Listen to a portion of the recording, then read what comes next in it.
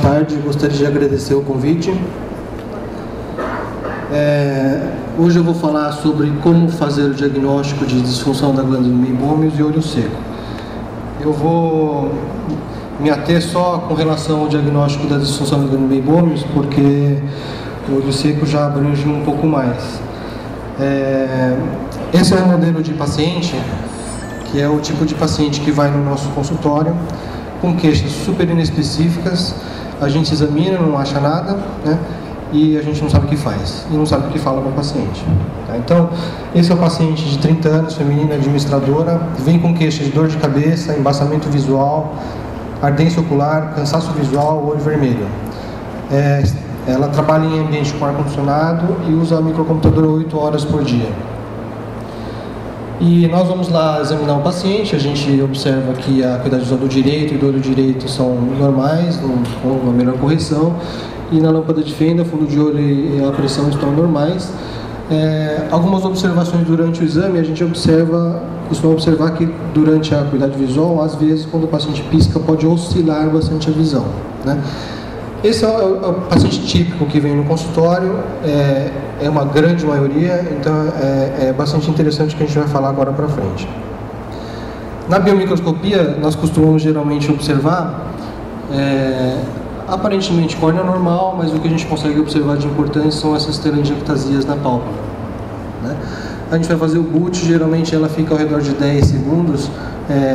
Pacientes que moram em metrópoles grandes costumam ficar um pouco mais baixo, 6, 8 segundos, mas isso não tem relevância clínica porque o paciente mora em ambiente poluído. Então, só para lembrar, dentro da definição do DUS, que é o Dry Eye Workshop, que é um grupo que estuda o olho seco, nós estamos só falando sobre essa deficiência de glândula meibomius, que é o olho seco dentro da classificação de olho seco evaporativo. E lembrando também que conceitualmente a gente vai estar falando sobre só disfunção da glândula e a gente não está falando sobre blefarite posterior nem anterior. Então é muito importante distinguir conceitualmente de que a partir da linha cinzenta, a parte posterior a gente chama de blefarite posterior e erroneamente a gente chama de blefarite posterior, a gente chamava de disfunção da glândula. Mas a blefarite posterior não é disfunção da glândula, tá? A disfunção da glândula meibomius é uma das causas de blefarite posterior, tá? Que inclui também a meibomite e a blefarite anterior, que podem ser todas aquelas que envolvem geralmente a base dos cílios, que as causas maiores são a seborreica, a ulcerativa, a traumática e as infecciosas. Então, como o professor Milton falou, a definição é essa anormalidade crônica e difusa da glândula, né, que geralmente as causas hoje em nosso ambiente estão relacionadas com o ambiente de poluição, microcomputador, o prédio inteiro que o paciente trabalha é doente e as medicações que os pacientes usam. Então, isso causa o olho seco evaporativo. Se vocês tiverem que anotar alguma coisa na aula, é isso aqui que vocês têm que anotar. O site é www.trierfilm.org, MGD Workshop, né? É um compêndio de 168 páginas, é difícil de ler, mas leem as primeiras 20 páginas é o suficiente para vocês terem informações para ajudar os pacientes de vocês no consultório. Esse senhor foi o cara que descreveu pela primeira vez em 1666 as glândulas de formas diferentes. Esse é o desenho que ele descreveu. A prevalência foi o que o professor falou, elas são variadas de 3,5% até 69%. Numa das tabelas do workshop, ele fala sobre todos os testes genéricos de pacientes e médicos que têm uma clínica geral, não especializada, inclusive questionários em si. E alguns exames que são totalmente inviáveis no consultório, tá? Então, a gente logicamente não vai fazer tudo isso, mas ela é muito importante para a gente entender o que está acontecendo, para poder explicar para o paciente e nós mesmos entender o que está acontecendo. Então, o impacto social da disfunção da glândula de meibomius é uma pergunta que a gente se faz: por que as pessoas desenvolvem essa doença de acordo com o tempo, né? Então, o ser humano vive mais, né? O ambiente que a gente trabalha não está adequado, né? O trabalho no escritório, a postura, os computadores que a gente tem que estar interagindo com ela, isso faz com que o impacto social seja bastante grande. Então, nós precisamos estudar os hábitos diários dos pacientes, tá? Então, voltando àquele caso que eu mostrei aquela hora, um paciente jovem, com um exame normal, definindo um pouquinho mais os sintomas do paciente. Ela tem uma dor de cabeça que nos dias em que trabalha, aí piora a dor de cabeça. No final do dia tem mais cansaço na região acima das pálpebras, um embaçamento visual que é recorrente, que vai e volta, tem hora que está super bem, melhora quando pisca ou quando aperta os olhos. A ardência do paciente, ela piora quando fecha o olho, e durante o trabalho, ela é acompanhada durante o trabalho todo e acompanha de lacrimejamento depois de algumas horas do trabalho. O cansaço visual, geralmente no final do dia, quando dirige à noite. E o olho vermelho também no final do dia. Então, eu desenhei aqui, ó, no canto esquerdo, uma linha de tempo do paciente acorda às 7 horas da manhã e vai para casa às 9 horas da noite. Então, vamos entender um pouquinho mais o que acontece com o paciente para poder informar o paciente do que pode estar acontecendo com ele. Então, eu pus os sintomas aqui, ó, para poder justificar o que a gente está descrevendo aqui na linha de tempo. Tá? Então, o paciente acorda às 7 horas, 8 às 10 horas ele trabalha, ele não tem sintomas, né? Nós medimos o boot desses pacientes mais ou menos em torno de 11 segundos, o piscar em torno de 5 em 5 segundos. A partir das 10 até 1 da tarde, o paciente sente uma dor ocular, embaçamento visual, melhora com o piscar. O boot de 11 segundos e o piscar a cada 15 em 15 segundos. Observem que aumentou aqui, né? E o paciente vai almoçar, né? Volta do trabalho com embaçamento visual leve, melhora quando pisca, o boot também cai um pouquinho de 7 segundos e o piscar a cada 5 segundos. A partir das 16 horas até ele ir embora, dor ocular, embaçamento visual, melhora com o piscar e o paciente enruga a testa. Então, boot de 7 segundos, o piscar a cada 15 segundos. Então, o paciente vai para casa, dirige, mexe no computador, brinca com os filhos, lê, boot de 7 segundos, o piscar a cada 10 em 10 segundos. Então, a gente vê aqui uma oscilação de 5 segundos de piscar até 10 segundos. Né? E o boot ela vai caindo com o decorrer do dia. Então, observe também, o boot é menor do que o piscar nesses intervalos, né? Ou seja, quando ele está trabalhando mais, né? Essas condições podem ser normais ou não, dependendo do ambiente que o paciente trabalha, né? E para descrever um pouquinho mais com relação ao boot, você pode observar que quando cai um pouquinho, ao longo prazo ela pode causar um desconforto ou uma ceratite no final do dia. Mostrando os sintomas aqui, o que justifica esses sintomas? Tá? A cefaleia, essa é uma foto do meu pai mexendo no computador. Peguei ele à noite mexendo no computador, ele estava no começo assim, depois estava enrugando, estava um pouco mais enrugado. Então assim, a cefaleia não é uma cefaleia. Então procure perguntar um pouco mais para o paciente, é uma dor em cima dos olhos ou no supercílio, né? Que pode, enfim, desencadear uma cefaleia, mas assim, o enrugar da testa, o espasmo da musculatura frontal pode causar um desconforto no final do dia. A dor ocular, logicamente, pelo boot estar menor do que o piscar, ela pode desenvolver uma ceratite e causa uma dor ocular, geralmente quando fecha os olhos, ou nem mesmo uma dor, mas uma sensação de corpo estranho, né? O estresse visual, a fadiga e o olho vermelho, devido ao boot ser menor do que o piscar, ele acaba desenvolvendo esse estresse visual e fadiga no final do dia, e o olho vermelho geralmente na região de exposição do olho.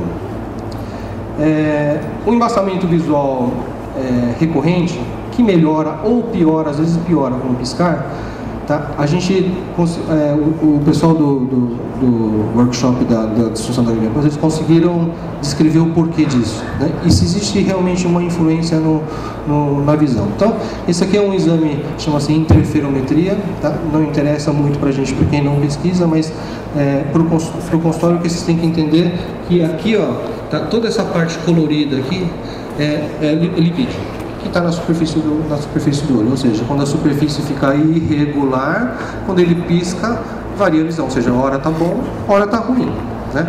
Então essa aqui é a imagem interferométrica, né, de um paciente que tem camada de gordura espessa no final. Teoricamente, quando ele fecha o olho, na hora que ele abre o olho, toda essa camada de gordura eu teria que recobri-la inteirinha para poder proteger a camada aquosa.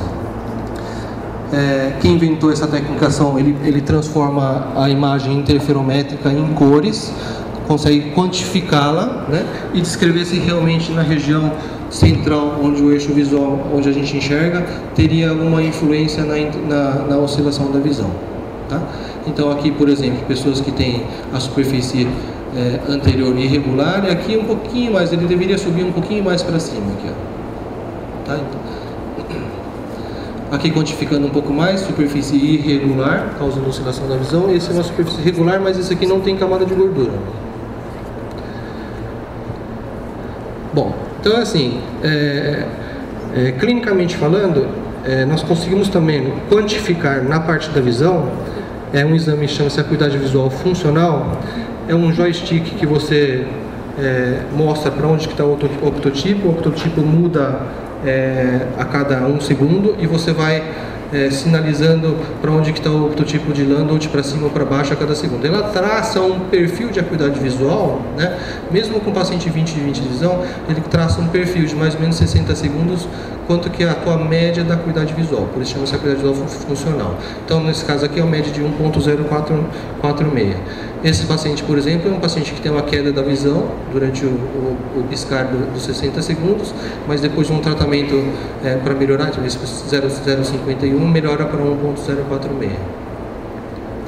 Então, isso tudo é só para provar que realmente o paciente tem razão e a gente precisa valorizar os sintomas do paciente, que muitas vezes a gente fala, não, você não tem nada, vai embora, tchau. Não é assim, né? Então, e no consultório você vai ver o paciente realmente, às vezes você não consegue ver nada, né?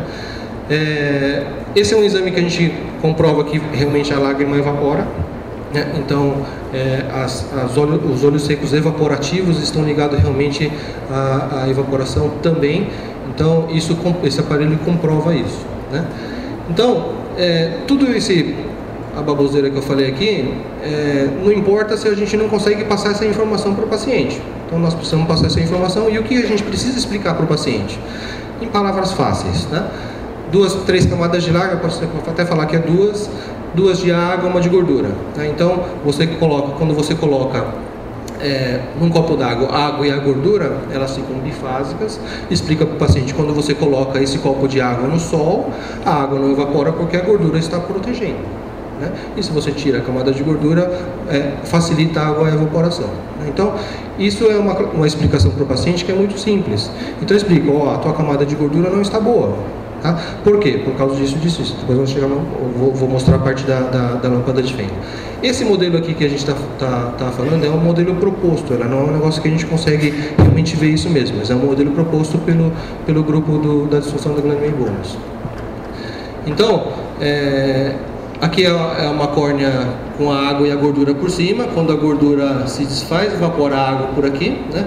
Quando ela evapora, quando a gordura se desfaz no centro do eixo visual, ela forma uma superfície irregular, oscila a visão, evapora por aqui. Quando a córnea se expõe, o ser humano sente a ardência.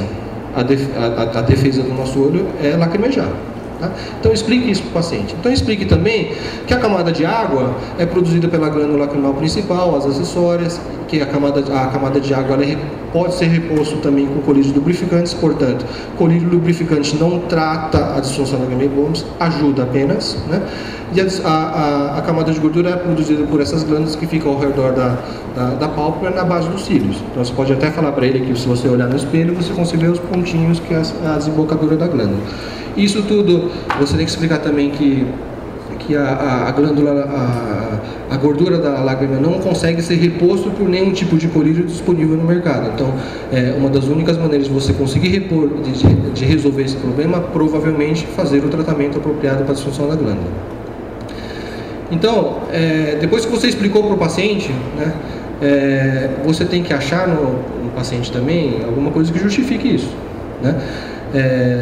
Isso é uma coisa muito difícil, porque existe uma correlação negativa, né, entre os sinais e os sintomas dos pacientes que têm disfunção da glândula Meibom. Ou seja, o paciente às vezes sente melhora, mas você olha na lâmpada, está igual, ou até pior, né?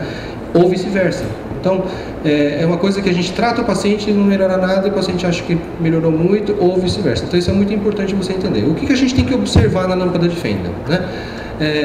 A mucosa, essas são as pálpebras normais, tá? Então, a mucosa tem que ser limpinha, não pode ser vascularizada do jeito que aqui. Aqui a gente consegue observar bastante estase, gordura extasiada na região, saída da desembocadura da glândula com bastante gordura também nessa região. Essas telangiectasias, esses vasos sanguíneos ao redor, também é muito importante. A secreção que você sai da glândula, ela tem que ser translúcida. Então, quando ela é amarelada, significa que ela teve em alguma hora uma estase dessa glândula. Tá? Aqui um pouco mais amareladinha, e aqui quando ela está bem extasiada, você tem que espremer ela, sai aquelas minhoquinhas bem nojentas, né? Aquela imagem que eu mostrei para vocês com relação à telangiectasia, isso aqui é sinal de sofrimento, de que provavelmente ele tem a disfunção da glândula blefarite há muitos anos, ou há muitos meses, né? Isso aqui faz com que a lágrima também fique muito espumosa.